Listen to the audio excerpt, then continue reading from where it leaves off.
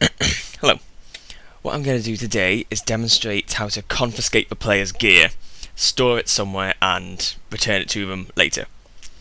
So the first thing we're going to want to do is create a new container. There we are, containers. So I'm just going to use any old container. I'm going to use Andale Stove, and I'm going to edit it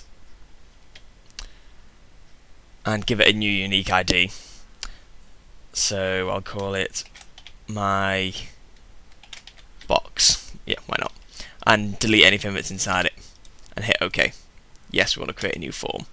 So the next thing I want to do is we're going to want to go somewhere in the game. So I'm going to go to Goodsprings. But the purpose of this tutorial is going to be, say if you want to enter a room and have the player's gear taken from them. And then when they exit the room, give the gear back. So what I should have done is be loading Goodsprings while I said that, but okay, that was a cut. First thing I'm going to want to do is find my box that I made before and click and drag it into the world. It really doesn't matter what the container is.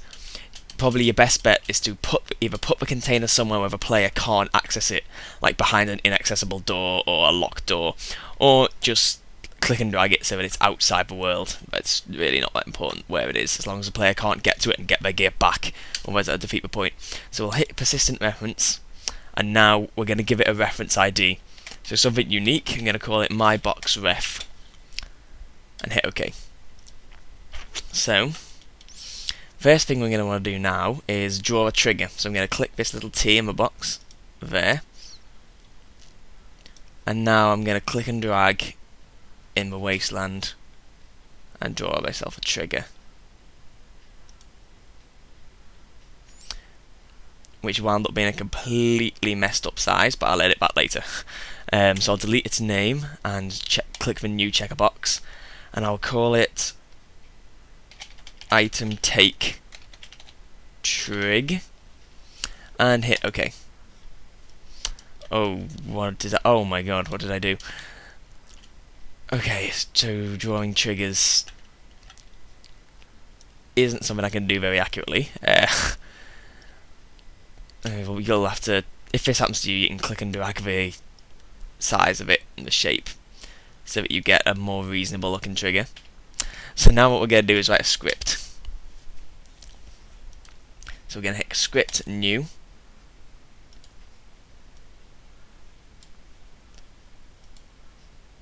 and oh, what's happening? It's going a bit laggy for some reason. So we're going to give it a name. So scn take stuff trig. So we're going to want to write here begin on trigger enter player. Oh, it's going really laggy. I think Fraps is messing with it. So what I'm going to write is player dot remove all typed items.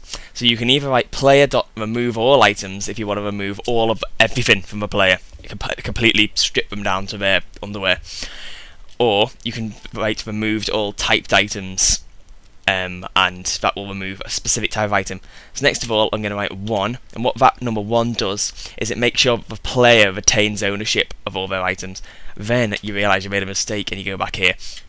What you actually do is player.remove all typed items, my box ref space 1.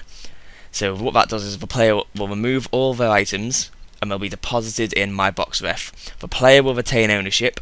Now the next number you can write is either a 1 or a 0.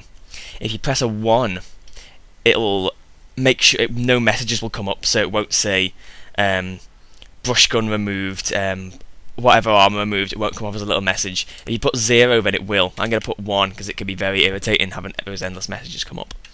Now you have to write the special code for what type of item you want. So I'm going to choose weapons, which is 40. The other codes I'll write in the description, but they're 24 armor, 25 book, 26 clothing, 29 ingredients, 31 Misc items, 40 weapons, and 46 keys. I don't know why they're not sequential, but apparently apparently they decided not to do that. So now end. So we will save and close, and I made no mistakes. Oh yeah. So I'm going to double click my trigger and hit edit base. So we're going to go to script and find, I can't remember, take stuff trig, I remember what I called it. Hit OK and OK. So that's the trigger that for when the player enters the room to take all their stuff. So now we're going to draw a new trigger, clicking this trigger box up here. Now we're going to click and drag a trigger. I got it looking semi-reasonable. Delete the name, hit new, and call it a unique item, a unique thingy, unique name, give stuff trig, and hit OK. So now we'll go back to the pencil, script new, scn, give stuff script, so that gives that a new name. Next up, we're going to want to use my box ref dot. This time we'll just write remove all items, because then the box will have all its items removed and given to the player. I was trying to debate, yeah, we'll retain its ownership. Hit 1 so that messages don't come up, and here I don't think we have to put anything else. And ooh, whoa, I missed a line out. Begin on trigger, enter player, remove all items, give them to the player, but retain their ownership, and messages will be suppressed, so we don't get the endless, this item added that comes up when you leave casinos, because that's so incredibly annoying. And now we'll look for give stuff script and put that in and hit OK. So when the player enters this trigger, their stuff will be taken, stored in the oven underground, and kept there. Then when they enter this trigger, their stuff will be removed from the oven and handed to them. Now, if you put those scripts, for example, onto a quest stage, player.remove all item types, then when you can do it, you can trigger that through dialogue, trigger that through quest stages. You just need to make sure you put it in the right places. But I've demonstrated just entering and exiting, essentially, so I can show you the script so that you know what you have to type in.